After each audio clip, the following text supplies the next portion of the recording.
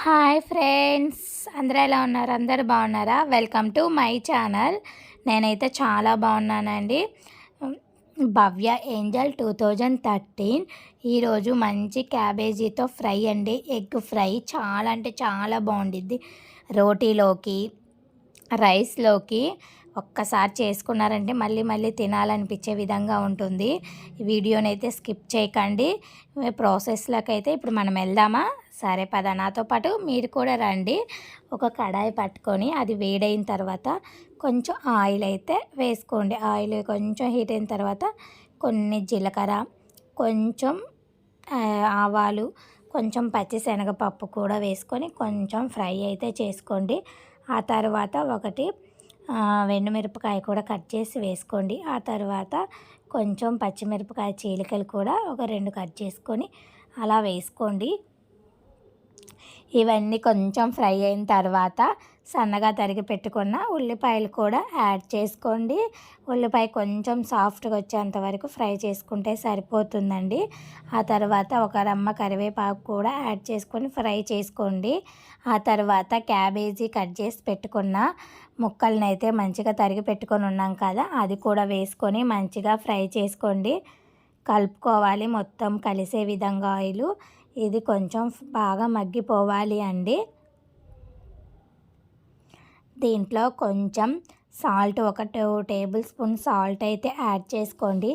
ఆ తర్వాత కొంచెం పసుపు కూడా యాడ్ చేసుకోవాలి. ఇది మొత్తం మంచిగా మిక్స్ అయితే చేసుకోవాలండి. మిక్స్ చేసుకున్నాక ఇది మంచిగా బాయిల్ అయితే అవ్వాలి. మనకి కొంచెం క్యాబేజీ సాఫ్ట్గా అయితే ఉండాలండి. దీనిని సాఫ్ట్గా రావాలంటే కొంచెం మూత పెట్టుకొని మంచిగా ఫ్రై అయితే చేసుకోవాలి. ఒక 2 మినిట్స్ తర్వాత ఫ్రై చూడండి, మంచిగా కొంచెం సాఫ్ట్గా అయితే అయింది. కొంచెం మంచిగా కలుపుకోవాలి.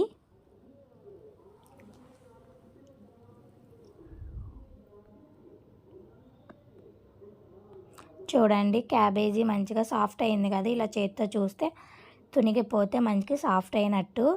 ఇంకా మంచిగా సాఫ్ట్ అయింది. చాలా అంటే చాలా టేస్టీగా ఉంటుందండి. ఒకసారి ట్రై చేయండి.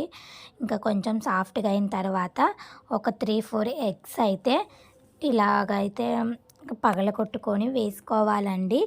ఈ ఎగ్స్ వేయడం వల్ల మధ్య మధ్యలో క్యాబేజీ, మధ్య మధ్యలో ఎగ్ ఫ్రై 2 కలవడం వల్ల టేస్ట్ అయితే సూపర్గా ఉంటుంది.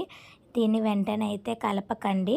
అలాగ మూత పెట్టి ఒక 2 సెకండ్స్ అలా వదిలేసేనాక ఇలా మంచిగా అయితే కలుపుకోవాలి. ఇలా మంచిగా కలుపుకోవడం వల్ల మనకి గుల్లగా క్యాబేజీ ఫ్రై అయితే వస్తుందండి. చాలా అంటే చాలా టేస్టీగా ఉంటుంది. రోటీలోకి అయితే ఇంకా సూపర్గా ఉండిద్దండి. ఇంకా రైస్లోకి చాలా బాగుండిద్ది. ఈవినింగ్ అలా స్నాక్స్ లాగా చేసుకొని రోటీలు ఇలా వేసుకొని తింటే అప్పటికప్పుడు క్విక్గా అయిపోయే రెసిపీ అండి. ఇది చాలా బాగుండిద్ది. ఇలా మంచిగా అయితే ఫ్రై చేసుకోవాలి, వాటిలో ఉన్న చెమ్మంతా దిగిపోయేలాగా. ఆ తర్వాత కొంచెం కారం అయితే మన స్పైసీనెస్ తగినంత నేనైతే 1.5 స్పూన్ అయితే యాడ్ చేసుకున్నానండి. మంచిగా కారం వేసుకున్న తర్వాత కొంచెం ధనియా పౌడర్ కూడా యాడ్ చేసుకోవాలి. ఇవి రెండు మొత్తం మిక్స్ అయితే అవ్వాలి మంచిగా కర్రీలోకి. చూడండి, మళ్ళీ మంచిగా మొత్తం మిక్స్ అయినాయి కదా, చాలా బాగుంది కదా కర్రీ అయితే. చూస్తూనే మీకు కూడా తినేయాలనిపిస్తుంది కదా. అయితే ఆలస్యం ఎందుకని మీరు కూడా ట్రై చేయండి. కొంచెం ఫైనల్గా కొంచెం కొత్తిమీర కూడా యాడ్ చేసుకోవాలి. ఇలా మూత పెట్టుకుంటే ఆ మసాలాలన్నీ కర్రీకి పడుతూ ఉంటాయండి. మీరు కూడా ట్రై చేసి ఎలా వచ్చిందో నాకైతే కామెంట్ చేయండి. మీరు వీడియోస్ చూస్తున్నారు కానీ నాకు లైక్ చేయటం లేదు, సబ్స్క్రైబ్ చేసుకోవటం లేదు. మంచిగా సబ్స్క్రైబ్ చేసుకోండి. ఇలా కొన్ని వీడియోస్తో డిఫరెంట్ ఐటమ్స్తో మీ ముందుకు తీసుకొని వస్తానండి. ఇలాగా సర్వింగ్ బౌల్లోకి తీసుకొని మంచిగా సర్వ్ చేసుకుంటేనండి టేస్టీ కోడిగుడ్డు క్యాబేజీ ఫ్రై అయితే రెడీ అయిపోయింది కదా. మరికొన్ని వీడియోస్తో మళ్ళీ మీ ముందుకు వస్తాను.